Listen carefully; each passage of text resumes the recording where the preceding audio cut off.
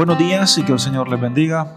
Quiero ilustrar, ¿no es cierto?, este tiempo de servicio con una historia, si se puede decir, o con un ejemplo, ya que lo vamos a usar mucho al final del servicio. El título de nuestro mensaje es resumiendo la justificación, y es el mensaje número 13 de nuestra serie. Y para que nosotros podamos entender este tema, a veces está Wesley en la casa, o tanto Wesley como Kaylee. A veces nosotros estamos ahí arriba y de repente hay un silencio. Se van para abajo. O ya sea que estén atrás del sofá, a veces están abajo de la mesa, o se van para ahí un rinconcito en la esquina de la cocina. Pero encontramos silencio. Y a veces sacudimos nuestra cabeza y nos preguntamos, ¿dónde están los niños? Bueno, ya están lo suficientemente grandes como para decir, no preocuparnos mucho. Pero generalmente cuando ocurren esos momentos de silencio así, es porque están haciendo algo, una travesura, ¿ya? Y siempre pasa así, casi siempre. Entonces, a veces vamos, ¿no es cierto?, donde sea que estén, nos acercamos y los vemos y ellos nos ven que nosotros los estamos viendo y son sorprendidos haciendo lo que están haciendo. Son sorprendidos haciendo algo malo, algo que no está bien, ¿ya? Entonces su reacción es ponerse firmes así, dejan de hacer lo que están haciendo, a veces se van corriendo, se van de nosotros y quedan en vergüenza porque son sorprendidos, ¿ya? Y mientras nosotros no seamos nosotros los que tenemos la intención de restablecer otra vez, digamos, hacerles que ellos se comporten normalmente con nosotros, ellos no lo hacen. Ya, ellos no lo hacen. Y hasta que nosotros no lo hagamos, ellos no son los mismos. Entonces, en ese momento, lo que nosotros tenemos que hacer es, de alguna manera, restituir o reconciliar, por decir así, otra vez la relación. ¿Ya? Y después de eso, ¿no es cierto?, pasamos a un proceso de cubrir su vergüenza. Ya les explicamos que eso no está bien y hay todo un proceso, y después de explicarles y decirles que los amamos y que no se preocupen y que está todo bien, recién ellos son los que son. Y ese es un ejemplo, ¿no es cierto?, de cómo nosotros a veces somos con Dios. Ese es un ejemplo de cómo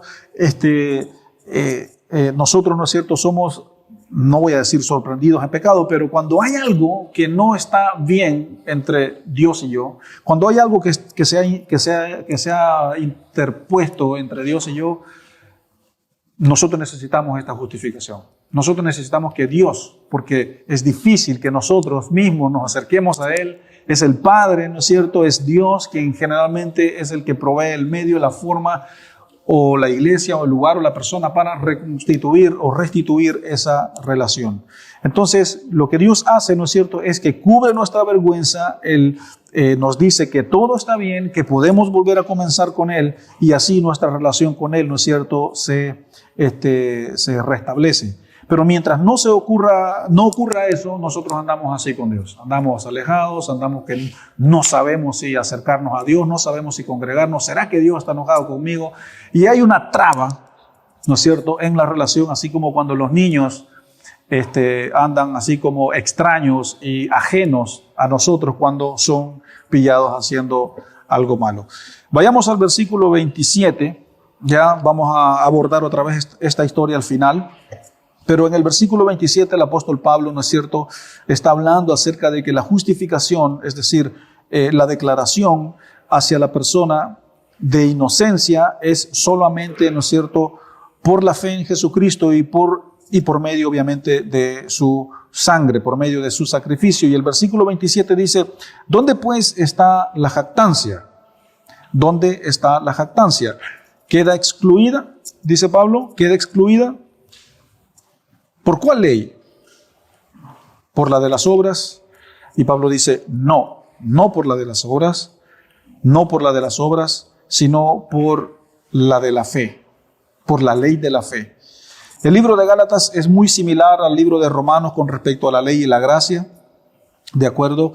Y lo que aquí el apóstol Pablo nos está diciendo es de que la gracia es como otro tipo de ley. Es la segunda ley en la cual nosotros tenemos que vivir, la ley de la gracia.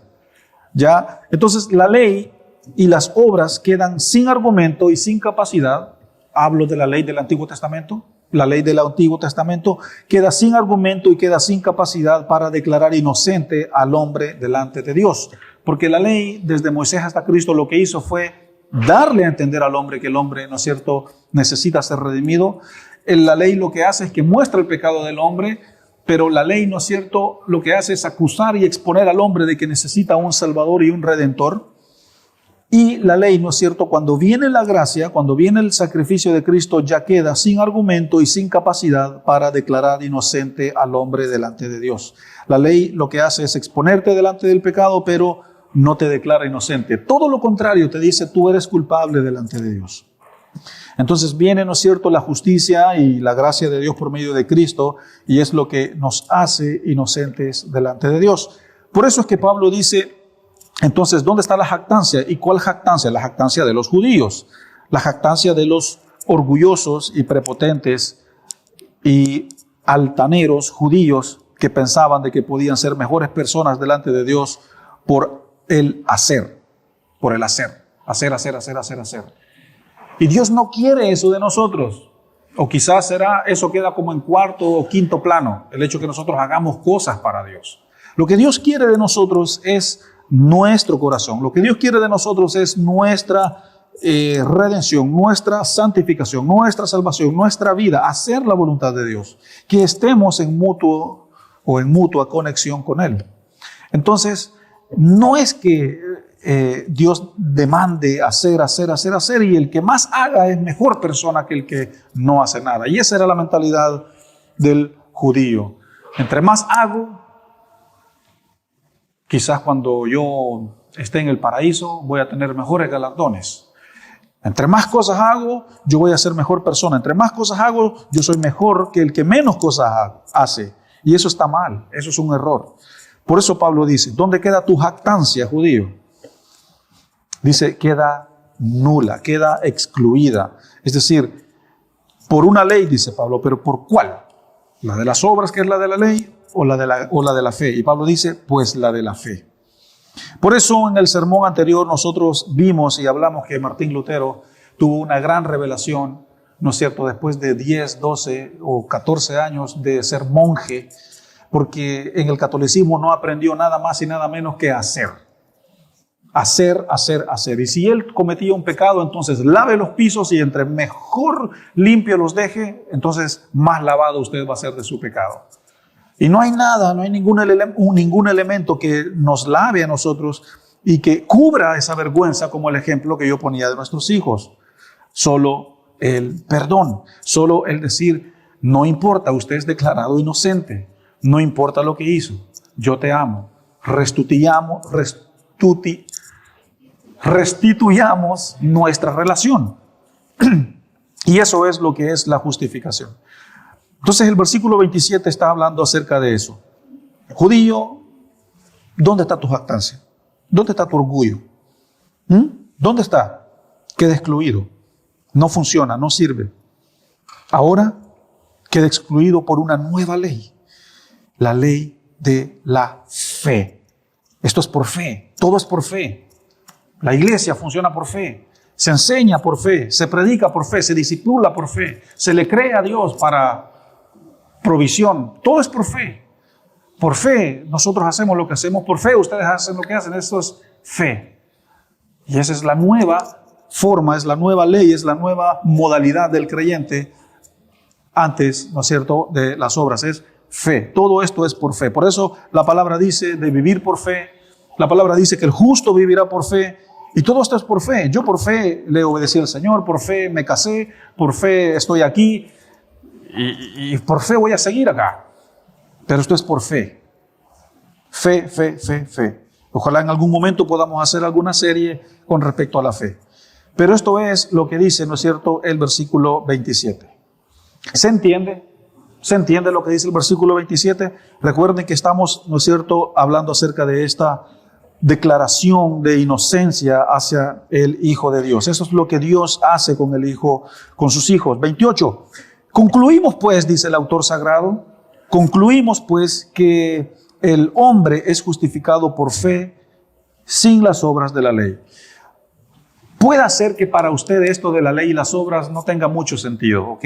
Puede ser que para usted esto, pero métase en el contexto, métase en la Biblia, póngase en los zapatos de la audiencia original, póngase en los zapatos del que recibió esta carta y así usted lo va a entender. ¿Ya? Póngase la chaqueta, póngase la ropa, póngase la túnica del judío. Póngasela. Póngase los zapatos de la audiencia original y entienda que para ellos esto era un verdadero problema. Era un verdadero problema que durante 1500 años ellos habían estado acostumbrados a vivir por la ley. Y viene alguien y les dice, no más. Si usted, por ejemplo, póngase usted, desde que Cristo murió al 2024 tenemos 2024 años. Esto es un ejemplo, ¿ya? No me vayan a ver raro.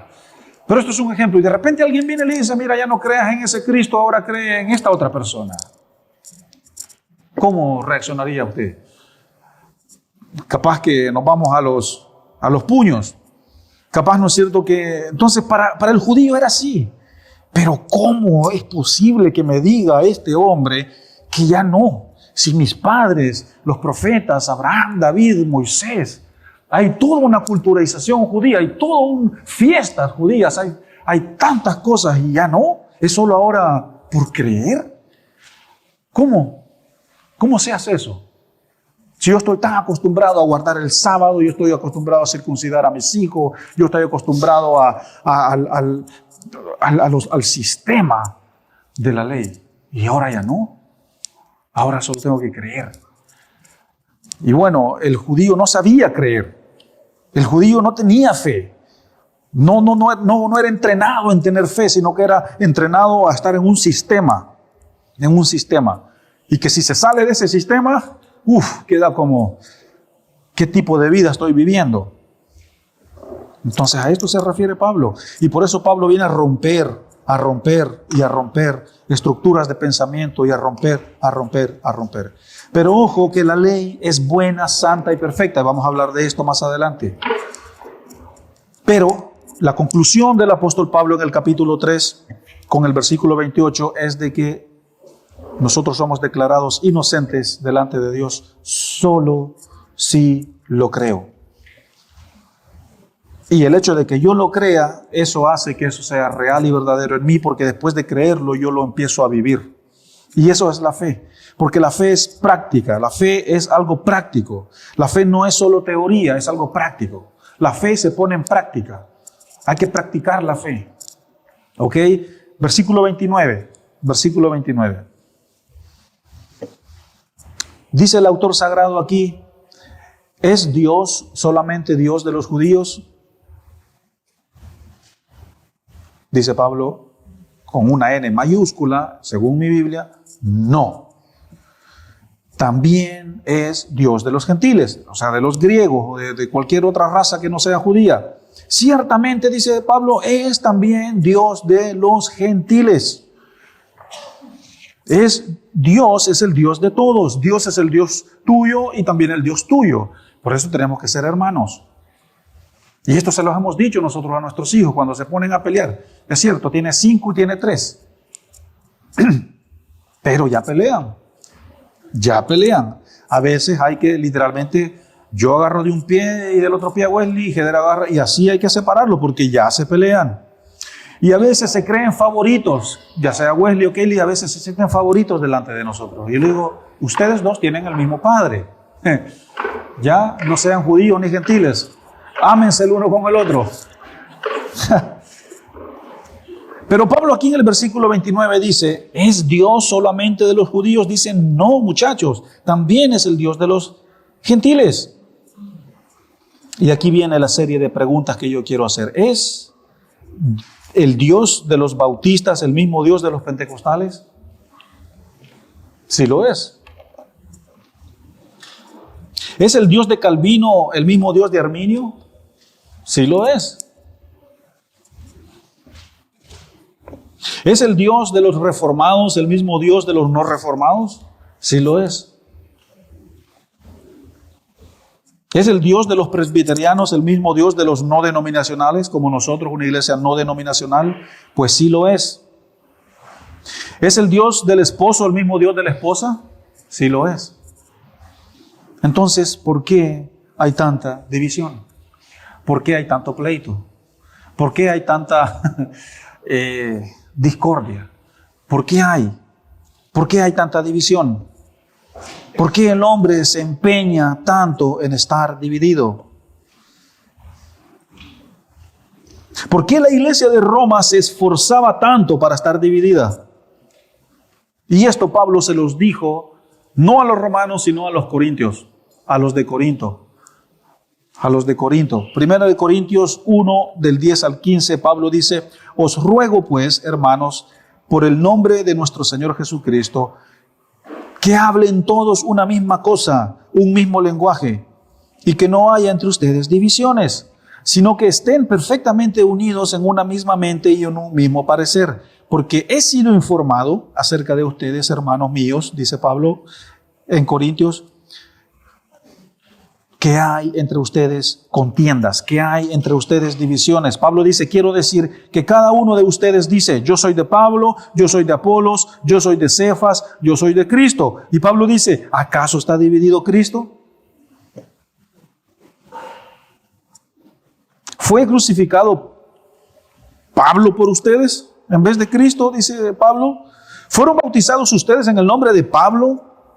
No, fueron bautizados en el nombre de Cristo. Pablo dice: gracias a Dios que yo no bauticé a ninguno de ustedes, no porque ustedes dijesen: Pablo es mi Dios. Y hoy en día sucede lo mismo. Yo soy de Apolo, yo soy de Cefas, yo soy de Pablo, yo soy de esta denominación, yo soy de esta agrupación, yo soy de esto. Bueno, hablo de la gente cristiana, no voy a hablar de testigos de Jehová ni nada de eso. Allí sí hay que decir: yo soy de aquí, yo soy de Cristo. Pero los que estamos en el cuerpo de Cristo, ¿por qué? Dice Pablo. Y este conflicto parece nuevo hoy en día, que por qué hay tanta denominación, que por qué hay tanto esto. No es nuevo, amigo. 2000 años atrás, judíos y gentiles ya tenían este problema. Ya tenían este problema. Y gracias a la cruz, que Pablo, ¿no es cierto?, dice: la cruz es la unificación para todos. Entonces, esto es un llamado grande, es un llamado noble que Dios le hace también a esta iglesia para la unidad entre nosotros. Y también para la unidad entre otras iglesias, ¿no es cierto?, acá en nuestra ciudad. Pero aquí Pablo está preguntando en el versículo 29, ¿es solamente Dios de los judíos o también de los gentiles? Ahora, vayamos a nuestra primera pregunta de explicación. Ya es una pregunta muy práctica. Dice: Cristo no está dividido, entre paréntesis. Ya, eso todos lo sabemos. Dice: ¿hay algún conflicto o desacuerdo que usted tiene pendiente con alguien por resolver? Explique el cómo resolverá este conflicto usted al salir de esta iglesia. Hermano, si su corazón está libre de conflictos con algo o con alguien, gloria a Dios. Pero si usted tiene un conflicto o un desacuerdo que resolver con alguien, ya sea de su familia, con alguien de su trabajo, con alguien, ¿no es cierto?, quizás aquí mismo adentro de la iglesia, Cristo no está dividido. Cristo es el Cristo mío, es el Cristo de ustedes, somos uno, entonces el llamado acá es: resuelva este desacuerdo, o por lo menos inténtelo. Por lo menos inténtelo, porque hasta que usted no resuelva ese conflicto, su relación con Dios y su relación con el prójimo estará así como cuando nuestros hijos y nosotros, es decir, hasta que ellos no reciben está bien, te perdono, no pasa nada. Hasta que no ocurra eso, la relación no se puede restituir, no se puede solucionar. Y no es la idea vivir una cristiandad trabada, una cristiandad así tropezándose, como que voy chocándome con todo el mundo y con todo el mundo tengo conflictos y miro para atrás y tengo un montón de cabos sueltos que tengo que resolver. No es fácil, a veces toma tiempo, toma días, toma semanas analizar, pensar, ¿no es cierto?, el acercarse para resolver algún conflicto o algún desacuerdo, pero esto es lo que Pablo está hablándoles a ellos. Está hablándoles a ellos. Este es el versículo 29. Ahí usted puede escribir, ¿no es cierto?, cuáles elementos usted puede usar para resolver este conflicto. Versículo 30. Porque Dios, dice Pablo, es uno. Dios es uno. Dios es uno. Ahora, lo lindo de Dios es de que es un Dios, ¿no es cierto?, manifestado en tres personas. Padre, Hijo y Espíritu Santo. Y los tres tienen la autoridad de Dios, de ser Dios. Dios Hijo, que es Cristo, Dios Espíritu Santo y Dios Padre. Pero Él es uno, manifestado en tres personas. Y como ya lo he dicho, no es que existen tres dioses. Sería una locura eso de que existan tres dioses. Es un Dios manifestado en tres personas. ¿Ok? Entonces el versículo 30 dice, porque Dios es uno y Él justificará. Él declarará inocente, eso es lo que significa justificación. Él perdonará, Él pasará por alto las ofensas y los pecados. Él cubrirá la vergüenza de su... Estoy descifrando la palabra justificación, ¿ya? ¿Alguna vez han estado involucrados en un conflicto y cuando dicen, mira cómo se justifica? Mira cómo se justifica. Bueno, para justificarse. Porque Él mismo quiere... Y no, es complicado, a veces es recibir el perdón. La única forma de ser declarado inocente y de justificarse es recibir el perdón, ¿no es cierto?, de la otra persona que te diga, sí, te perdono, o estás liberado. Pero el versículo 30 dice, porque Dios es uno y Él justificará por la fe a los de la circuncisión y también por la fe a los de la incircuncisión. Miren qué bonito lo que Pablo está diciendo acá, de verdad es muy hermoso. Los de la incircuncisión son los gentiles que no se circuncidan y los de la circuncisión son los judíos que sí se circuncidan. Es decir, Pablo dice, Dios va a justificar tanto al judío como al gentil por medio de la fe, tanto a uno como al otro. Es fe y no más. Si ustedes no creen en que Dios puede hacer esto, entonces ustedes no serán justificados. Y lo hermoso de esto es de que Dios nos ha dado a su Espíritu, Dios nos ha dado al Espíritu Santo, porque es el Espíritu Santo quien nos da la dádiva de la fe. Es el Espíritu. Por eso, el no creyente, es decir, el que está fuera del cuerpo de Cristo, sí puede creer en las cosas, puede decir, sí, no, sí, yo creo, pero hay una fe que es distinta. Es una fe que el no creyente no puede tener y que nosotros sí tenemos. Y es esta fe de que Dios es real, de que Dios es certero, de que Dios sí hizo lo que hizo por mí. Porque ¿cuántos años atrás Cristo murió? ¿Estuvieron algunos de ustedes allí? ¿Hay algún testigo ocular acá de la muerte de Cristo? ¿Alguno de ustedes caminó con Cristo? Entonces, ¿cómo sabes que lo que está escrito acá es real? ¿Cómo sabes tú? Mira, la historia favorita que yo le cuento a los niños, o que nosotros les contamos a los niños antes de dormirse, es la historia del hombre ciego. Wesley se la sabe de memoria. Y él hace plup y agarra el barro y se sabe la historia de memoria. Ahora, yo he meditado tantas veces, yo digo, ¿cómo sé que esto de verdad es real? O cuando le cuento la historia de Jonás, de que un pez se tragó a Jonás. ¿No será eso muy exagerado? ¿Puede sobrevivir alguien adentro de una ballena por 3 días? La historia de Job. ¿Es verdad eso? Lo de la estatua de sal, la esposa de Lot volvió a ver para atrás. ¿Es verdad eso? 66 libros escritos. ¿Es verdad? ¿Es verdad que llovió fuego? Entonces, la pregunta ¿es verdad? Y sí, es verdad. Yo lo creo. ¿Pero por qué lo creo? Porque el Espíritu Santo que está en mí me da la fe para creerlo. Entonces, el que no tiene esta fe, el que no tiene el Espíritu Santo en él, no cree esto, se ríe de la Biblia.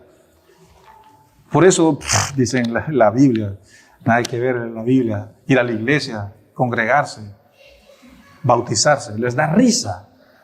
Porque Pablo lo explica, ¿no es cierto?, en Corintios, de que para el mundo es locura las cosas de Dios. Y para Dios también es insensatez e ignorancia lo del mundo. Entonces no hay compatibilidad. Entonces es el Espíritu Santo quien me da a mí la dádiva de la fe para que cuando yo lea lo que la Biblia me dice, algo se vaya produciendo en mí y allí va la fe actuando. La fe actúa y yo creo. Es así como funciona la fe. Entonces, ¿por qué hay muchas personas que no les cuesta creer esto del sacrificio de la cruz? Uno puede ser porque quizás no se lo explican bien o porque no lo entienden bien. Dos, puede ser porque a lo mejor, hay muchos motivos. Pero uno es fe. Uno es fe. Fe. Y este es lo que dice el versículo 30, porque Dios es uno y Él justificará por la fe tanto a los que se circuncidan y a los que no se circuncidan, es decir, tanto a judíos como gentiles. Hace como 3 semanas atrás hablamos acerca de un mensaje y yo hablaba acerca de que si nos sentíamos mejores cristianos que otros, mejores personas que otros, como los judíos también se sentían mejores cristianos que los no judíos. Bueno, versículo 31, ya este es el último versículo y en mi opinión, póngame atención, es uno de los versículos más difíciles de la Biblia de interpretar y de enseñar. ¿Ok? El versículo 31. Luego, dice Pablo, luego por la fe invalidamos la ley en ninguna manera, sino que confirmamos la ley. Usted se pregunta, bueno, me está diciendo la Biblia de que no tenemos que vivir en la ley. Me está diciendo de que no tengo que vivir en la ley, de que vive en la gracia, que viva por fe. Y acá me está diciendo, de ninguna manera, yo confirmo la ley, dice Pablo, por medio de mi fe. Entonces, ¿cómo se explica eso? ¿Se está contradiciendo Pablo? ¿Se contradice la Biblia al decir una cosa con otra cosa? Bueno, permítanme hacer lo mejor de mí para interpretar este versículo, que es un versículo oscuro, ya es un pasaje oscuro de la Biblia, pero muy revelador. Lo que hace el Evangelio de Cristo en el Nuevo Testamento y en el Nuevo Pacto es confirmar la ley. ¿Ok? Confirmar la ley. Cristo y el Evangelio y la sana doctrina y todo lo que tiene que ver con el pacto, Nuevo Pacto, es una confirmación de lo que la ley fue durante mucho tiempo. Es, por decirlo así, la cereza de la torta. Y mientras esa cereza de la torta no esté, la ley es incompleta. Le falta algo. Y ese elemento que le faltaba a la ley, ¿no es cierto?, es esa cereza en la torta que se llama cruz, se llama sacrificio. Entonces, por eso Jesús dijo, y vamos a ir más adelante a ese versículo, que yo no he venido, dice Cristo, a incumplir la ley. Yo he venido a cumplirla. Y usted se pregunta, pero ¿cómo Jesús dice que ha venido a cumplir la ley y hacía milagros el día del reposo? ¿Acaso no es incumplir la ley hacer un milagro el día del reposo? Entonces la pregunta es, ¿cómo? ¿Cómo se explica esto? Pero entiéndalo de esta manera. Jesús dice, ya no es necesario, yo soy el necesario. Por eso yo hago milagros el día sábado. Por eso los judíos se enojaban y de hecho por eso lo mataron. Porque Jesús hacía cosas supuestamente en los días que no se tenía que hacer o hacía cosas que incumplían la ley. Y según los fariseos, Jesús abolía la ley. Y lo que Jesús estaba haciendo con eso, lo que Jesús hacía con sanar el sábado, lo que Jesús hacía con todas estas cosas era decir, hey, es conmigo el asunto ahora. Es conmigo. Ya no es con la ley. Por eso lo estoy haciendo. Para que ya no, ley, ya no. Soy yo ahora. ¿Ok? Soy yo. Yo soy el cumplimiento de lo que 1500 años ustedes necesitaron. Porque la ley no hace otra cosa nada más que decirte, eres culpable. La ley no hace otra cosa más que ponerte una etiqueta en la cabeza acá que dice, destituido de la gloria de Dios. La ley te maldice y te dice, maldito el que no cumpla lo que está escrito en el libro de la ley. Deuteronomio capítulo 22. Y dígame usted, ¿quién tiene la capacidad de cumplir la ley? Ningún ser humano. Solo la obediencia perfecta del Hijo de Dios, del que no hubo pecado. Entonces, así es como se explica el hecho de que Jesús vino a cumplir la ley. Yo soy el cumplimiento de lo que durante muchos años ustedes necesitaron. ¿Ya? Mateo 5:17. Mateo 5:17. No penséis que he venido para abrogar la ley o los profetas, dice Jesús, pues no he venido para abrogarla, sino que he venido para cumplirla. Quiero mencionar 3 formas de cómo también Jesús cumplió la ley. Uno, al proporcionar un pago por la pena de la muerte que la ley exigía al no cumplirla. Mire, ponga atención en esto, es muy importante. ¿Cómo Jesús cumplió la ley? Al proporcionar un pago por la pena de muerte que la ley exigía por no cumplirla. De hecho, Jesús mismo fue ese pago. 2, Jesús vino a cumplir la ley cumpliendo el propósito original de la ley. ¿Y cuál fue el propósito original de la ley? Que la ley llevara al pueblo hasta Cristo. Que la ley tomara de la mano como un tutor, como dice Gálatas, ¿no es cierto?, al acusado. Que la ley es un carabinero y le dijo, usted está en un crimen, así que venga y yo lo voy a llevar al que lo va a declarar no criminal. Así Jesús cumple la ley. Y tercer punto, que es el más importante en mi opinión, ¿cómo es que Jesús cumple la ley? Dándole a los creyentes y a su iglesia, es decir, a nosotros, la capacidad de obedecerlo. La capacidad de obedecerle. Gracias a la gracia, gracias al Espíritu Santo, nosotros ahora tenemos la capacidad de obedecerle a Dios. Porque antes en la ley no teníamos esa capacidad, porque nadie tenía la capacidad de hacer lo que la ley decía. Y siempre se pone este ejemplo de que tú podías cumplir y esforzarte como Martín Lutero, ¿no es cierto?, fregando los pisos, lavando los platos, persinándose, yéndose al confesatorio, hasta que, como puse el ejemplo el domingo pasado también, el padre confesatorio de Martín Lutero le dijo, Martín, pero ya vino 48 veces a confesarse, hombre. Ahora se está confesando porque en el almuerzo le codició el vaso con agua a su hermano que estaba al lado. No puede confesarse por eso, Martín. Se viene a confesar solo porque se sintió condenado porque usted no fue el primero que estaba en la fila al momento de comer. Martín, por favor, confiésese con algo que valga la pena.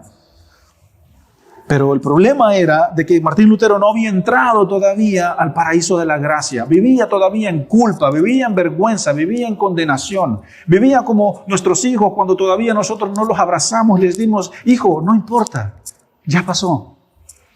Y allí la vergüenza se va, la culpa se va, el pecado se va y nuestros hijos nos abrazan y no importa. Y les vuelve la sonrisa. Y eso es, pero el título de justificado se lo tenemos que dar nosotros. Porque por más que ellos hagan, ellos no pueden justificarse ellos mismos. Somos nosotros los que les tenemos que decir, hijo, ya pasó, no importa. Ok, papá, perdóname, o mamá, perdóname. Entonces, viene acá el apóstol Pablo y dice, Cristo nos da ahora la capacidad de obedecerlo.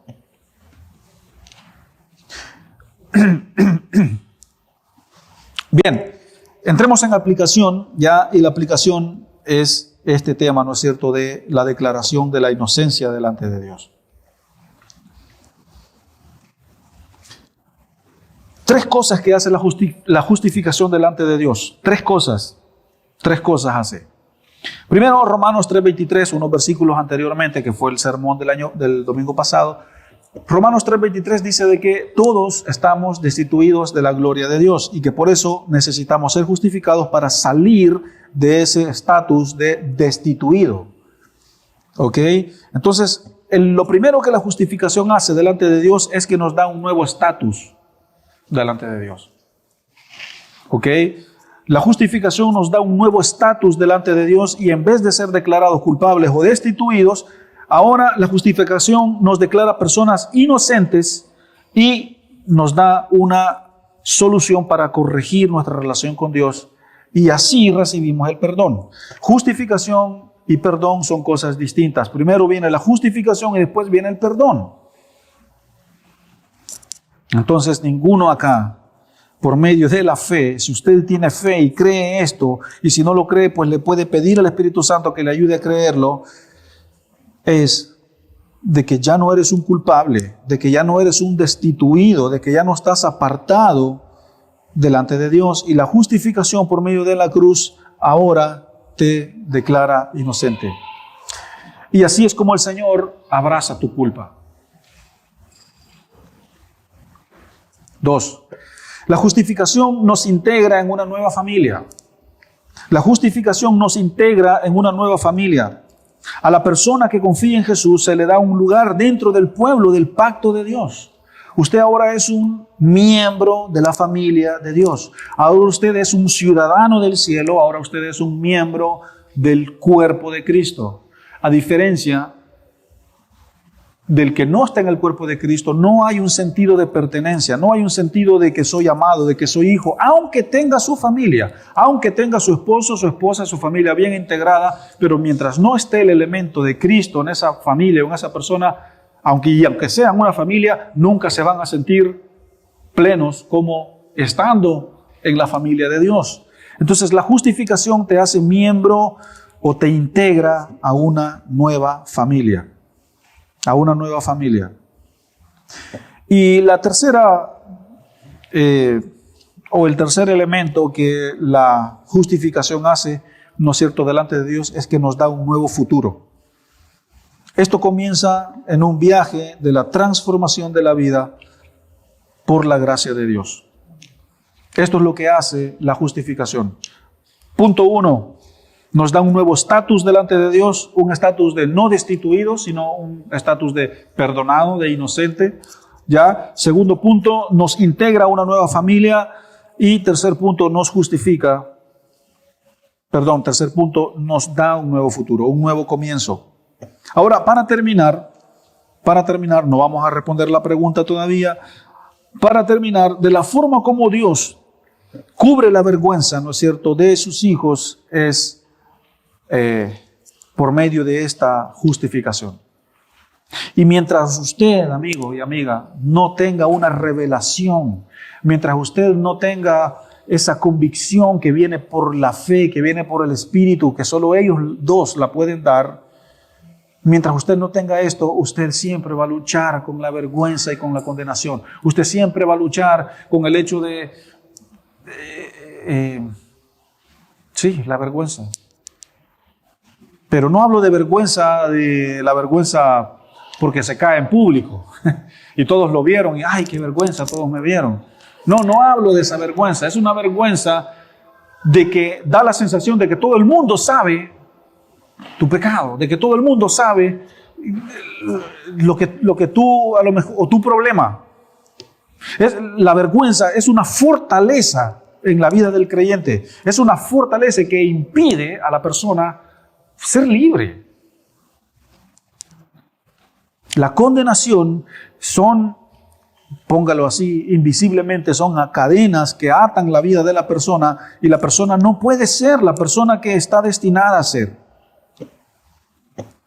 Y por lo tanto, esa persona, mientras no venga y reciba, ¿no es cierto?, este amor de Dios, le va a costar mucho tener una relación correcta con Dios. Le va a costar mucho ver a Dios como un padre. Le va a costar mucho ver esto de la fe y del evangelio como algo real y verdadero.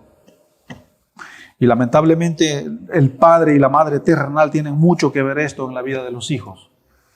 Porque el padre y la madre ha sido llamado para ser un ejemplo, para reflejar a Dios en el hogar. Y cuando no se refleja a Dios en el hogar, ya el niño empieza a vivir una vida torcida y empieza a ver a Dios como se comportó su padre.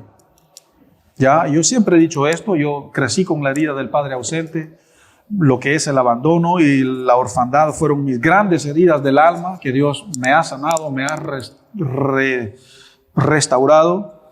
Entonces yo miraba a Dios así, miraba a un Dios lejano, no creía que Dios era capaz de proveerme, no creía que Dios era capaz de suplir mis necesidades, porque mi padre casi nunca suplió mis necesidades. Entonces, Dios cubre nuestra vergüenza, Dios lava nuestra culpa, ¿no es cierto? Y lo hace en Génesis 3:21, cuando Adán y Eva pecan, dice que Dios hizo un sacrificio y hizo ropas y cubrió la desnudez de Adán y Eva con ropas. Y eso es cubrir la desnudez, es cubrir, ¿no es cierto? Y lavar, ¿no es cierto?, la vergüenza y la culpa y el pecado de la persona. También en Zacarías 3:4, Dios dice, y te veré revestido de nuevas ropas. Esto también habla el Nuevo Testamento, por ejemplo, en Efesios 4, cuando dice, vístanse como hijos de Dios, con los ropajes de Cristo. De hecho, la armadura de Dios también en Efesios 6 es una forma de vestirse de la ropa de Cristo. Y así hay tantas maneras de cómo Dios ha cubierto, ¿no es cierto?, nuestra vergüenza o ha lavado nuestra culpa y lo ha hecho por medio de su sangre. Y aquí la pregunta dice, ahora que usted ha entendido la justificación, ¿se considera usted un hijo de Dios justificado, perdonado e inocente delante de Dios? Ahí usted puede escribir, bueno, sí, no, me cuesta, si le cuesta explique por qué, si no le cuesta pues también explique por qué, pero voy a usar las mismas palabras del sermón del domingo pasado. Cuando Martín Lutero, el hombre le dijo, ¿acaso usted no ama a Dios? Él dijo, yo odio a Dios. Yo odio a Dios, porque lo busco durante el día con vehemencia y no lo encuentro. Me confieso más de 50 veces en el día y todavía me sigo sintiendo sucio. Entonces odio a Dios en un sentido figurado, ¿ya? Porque cada vez de que me siento así, miro a Cristo con una espada que está listo para venir a condenarme. Entonces, ¿qué es lo que sucede? Que Martín Lutero todavía no había entrado en esa gracia, en el reposo de la gracia. Y yo sé que hay muchos en este lugar de que todavía no han entrado en ese reposo de la gracia. De que todavía tienes el ejemplo en tu cabeza de cómo tu padre te trató o de cómo tu madre te trató y ves a Dios así. Mi padre no era comprensivo conmigo cuando yo me equivocaba, ¿ya? Venía el guascazo de una vez y sálvese quien pueda. Entonces a veces yo siento, o antes, no hoy, me corrijo, yo sentía que en algún momento cuando yo hacía algo malo venía el guascazo de parte de Dios y por eso tanto temor a morir, tanta depresión, porque en algún momento pensé que me iba a morir, en algún momento quizás a veces pensaba, yo decía, no voy a vivir más de 30 años, de 40 años, porque era un miedo y que al final cuando me hablaban de Dios era como, ¿sabes qué? No me hables de eso. Yo no creo en Dios. Sí creo, pero a la misma vez no creo. Y es una relación con Dios incorrecta. Incorrecta. Entonces la justificación, cuando Lutero dice, o leyó el versículo 23, no, el 24, que lo leímos el domingo pasado, siendo justificados gratuitamente por su gracia mediante la redención que es en Cristo Jesús. Martín Lutero dice, yo sentí que las puertas del paraíso se abrieron y yo entré, finalmente. Ya siendo viejo, vine a entender estas cosas y de allí empieza la reforma. Entonces, la conclusión de este mensaje es de que así se resume la justificación. Así es como Dios te perdona. Entonces, mi ánimo para ti es de que no camines por la vida más con culpas. Bueno, si tú tienes algún pecado, algo no confesado, pues confiésalo, saca lo que está en la oscuridad a la luz, pero mira a Dios como un Dios que te ha perdonado, de que tú eres perdonado, de que no eres inocente, y esto te da a ti la certeza de la salvación. ¿Por qué tanto debate de que si la salvación se pierde o no se pierde? Cuando tú entiendes de que eres perdonado, de que eres justificado, no deberías de dudar de que si tu salvación se va a perder o no. Porque después de la convicción de la justificación, automáticamente viene el deseo por vivir en la santificación y viene el deseo de vivir en la perseverancia, y el que persevere hasta el final, dice el versículo, será salvo. Pero tiene que haber una certeza de que yo he sido salvado, de que yo he sido justificado y se acabó y no más.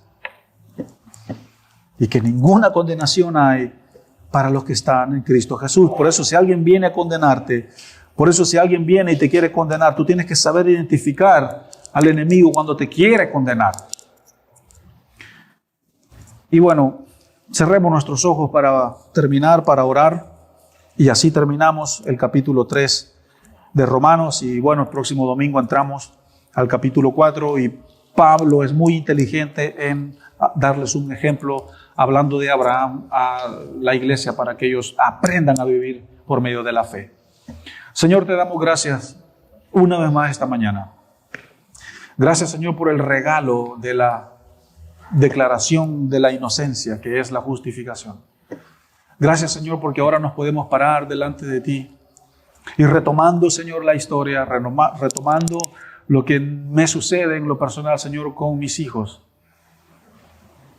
que hasta que el padre no viene y da un beso en la frente, hasta que el padre no viene y abraza, hasta que el padre no viene y dice, no importa. Aunque es caro lo que rompiste, no importa. Eres mi hijo igual, eres mi hija de igual manera y te amo. Y eso lava la condenación, lava el pecado, quita el pecado y restituye la relación.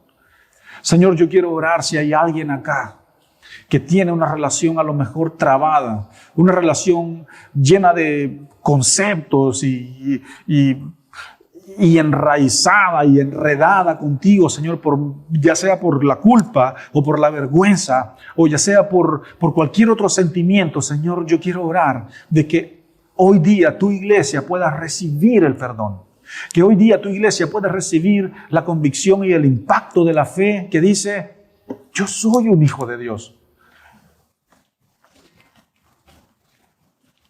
Que no importa cómo fue tu vida, no importa lo más sucio y lo más asqueroso o lo más trapo de inmundicia que hiciste y cometiste y las personas que heriste y dañaste, no importa, que Dios te ha lavado, que Dios te ha limpiado y te ha otorgado el perdón.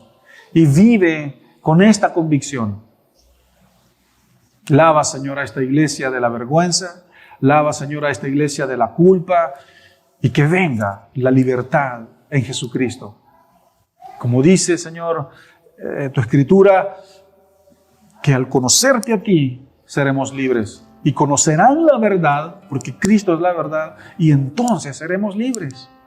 Es que el hombre no cambia al hombre. Muchos quizás han buscado a personas, han puesto su confianza, su esperanza en personas para que esas personas los ayuden a cambiar. Y el hombre no tiene ninguna autoridad, ningún elemento para cambiar al hombre. Sí, podemos discipular, podemos ser canal de bendición, podemos ser guía para los ciegos. Gloria a Dios, gloria a Dios. Pero nuestro trabajo como maduros en la fe es llevarlos a la verdad, es llevarlos a Cristo para que tú hagas la obra, Señor. Entonces, hace la obra en esta iglesia. Hace la obra, Señor, en las familias. Familias libres de culpa. Familias libres de condenación. Familias libres de pecado. Familias libres en Cristo. Espíritu Santo, yo llego hasta acá. Toma tu mano. Toma la mano de cada persona y llévalos, Espíritu Santo, al reposo de la gracia. Al reposo del perdón. Al reposo de que son declarados inocentes delante de Dios y que no son más destituidos, ni apartados, ni ajenos a tu familia, que es el reino, el cuerpo de Cristo. Espíritu Santo, ministra, habla y haz tu obra en tu cuerpo. Amén y amén. Que el Señor me los bendiga. Recuerda suscribirte a nuestro canal y activa las notificaciones para que no te pierdas ninguno de nuestros sermones.